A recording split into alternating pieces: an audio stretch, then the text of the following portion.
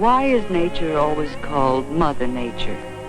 Perhaps it's because, like any mother, she quietly manages so much of our living without our ever realizing there's a woman at work. Why, right from the beginning, we breathe and sleep and wake up with no more conscious planning than we used in sprouting teeth. Mother Nature controls many of our routine bodily processes through automatic control centers called glands. The story of menstruation really begins with one particular gland. It's located here at the base of the brain, and it's called the pituitary gland. In our childhood years, this pituitary gland concentrates on producing growth hormones, busy little messengers which circulate through the bloodstream. They order the various bones and tissues to get growing. And as a girl grows up from blocks to dolls to books, that means her body is obeying the orders issued by the pituitary gland. Of course, these orders vary among different girls. Some girls grow short, some tall, some heavy, and some slight. But there comes a time somewhere between the ages of 11 and 17, though about 13 is average, when the pituitary must turn part of its attention to maturing the body which it has grown. So it starts sending out a new type of hormone, a maturing hormone. And that is when menstruation begins, when these maturing hormones start coming down through the bloodstream to the ovaries. The ovaries themselves are glands about the size of almonds, and locked within each ovary are thousands of eggs. Although these eggs are too small to be seen by the human eye, any one of them has the possibility of someday becoming a human being. Near the ovaries are the fallopian tubes, short canals which lead to the uterus or womb. This hollow pear-shaped organ opens into the vagina, which is part of the birth canal, and is the external opening for this whole group of organs. So, as you see, there is a continuous passage from each ovary through the fallopian tubes, uterus, and vagina to the outside of the body. These organs function in a continuous cycle.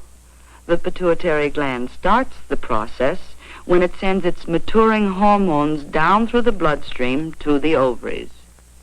Now one of the ovaries passes on an order of its own to the uterus. It tells the cells which make up the lining of the uterus to multiply and fill themselves with watery fluids and blood. This begins to build up a thickened lining of somewhat velvety material. At the same time, an ovary has been maturing an ovum or egg, which is magnified here so that we can see it. About once a month, one of these tiny eggs passes out of the ovary and finds its way into a fallopian tube, where it moves along toward the uterus. If the egg is impregnated, which happens when a woman is going to have a child, the egg will stay within the uterus. Then the thickened lining will provide nourishment for the budding human being through the early days of its development. However, most eggs pass through the fallopian tubes without being fertilized. When this happens, there's no use for that potential nourishment in the built-up lining of the uterus. And so, in a few days, it passes from the body. This is the flow which we call menstruation. So, as we see now, menstruation is just one routine step in a normal and natural cycle that is going on continuously within the body. The time between periods is usually about 28 days. However, it may be shorter for some girls and longer for others. The flow itself may last anywhere from 3 days to 7. Yet each of these different schedules may be normal, for just as the pituitary gland orders some girls to grow short, some tall, some heavy, and some slight, so its orders about menstruation may differ widely among normal women.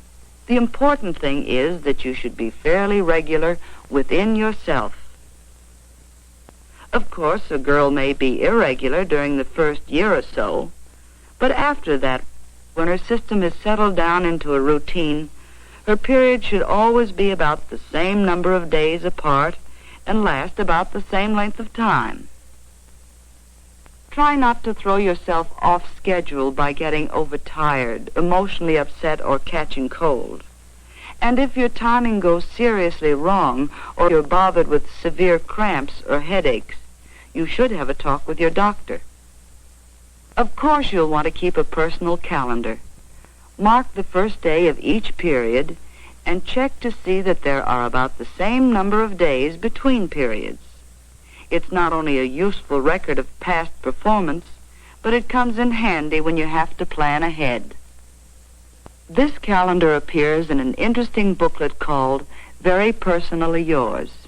This booklet has been prepared to enlarge upon what you learn from this brief film. Among other things, the booklet explodes that old taboo against bathing during your period. Not only can you bathe, you should bathe. Because during menstruation, your perspiration glands are working overtime. Just be careful to avoid either very hot water or very cold water. In fact, it's not a good idea at any time to shock your system with extremes, any more than to let yourself get chilled or to catch cold. And as for the old taboo against exercise, that's nonsense. Exercise is good for you during menstruation. Just use common sense. When you come to think of it, most of your daily routine is on the mild side. It's going to extremes that's wrong and to be avoided. To most girls, the menstrual period should bring no severe discomfort. Some girls have a little less pep, a feeling of pressure in the lower part of the body, perhaps an occasional twinge or a touch of nerves. But don't let it get you down. After all, no matter how you feel, you have to live with people. You have to live with yourself, too. And once you stop feeling sorry for yourself and take those days in your stride, you'll find it's easier to keep smiling and even-tempered. You can do practically everything you normally do. Oh, come now. We said practically everything, provided you take common sense care of yourself. Exercises to relieve cramps are illustrated in the booklet. Try them. With the guidance of a qualified person, you may find they help. And do something about that slouch. Slumpy posture is just as bad inside as it looks outside. So stand up straight and let the organs function from the position that nature intended. One way to help them function normally is to avoid constipation. You see, your reproductive organs lie between the rectum and the bladder and their external openings, and constipation will disturb the relationship between these organs. So you'll find it worth your while to drink plenty of water, eat plenty of fruit, and to include cereals and eggs and leafy vegetables in your daily diet. And incidentally, it's smart to keep looking smart. That well-groomed feeling will give you new poise and lift your morale, especially when it's backed up with year-round fresh air and sunshine and plenty of rest and sleep. Because the best possible insurance against trouble on those days is healthy living every day. And that's the story. There's nothing strange nor mysterious about menstruation.